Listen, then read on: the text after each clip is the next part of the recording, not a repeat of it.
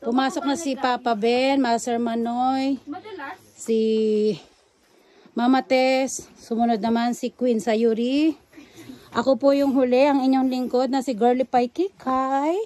Papasok na kami sa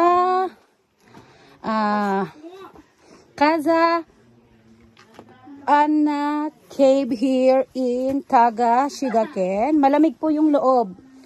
Super lamig, guys. Pero ingat, baka ano ha. Ay, may tubig. May tubig. Ayan. Okay. Malamig. Oo nga, nagtutubig siya. Madulas ba? Sige, basta anuhin mo lang. Mami, palagay na lang ng phone ko sa bag mo. Okay, sige, binibidyohan ko kayo. Ayan, buti po may ilaw. Ayan. Okay, ang ganda po ng loob.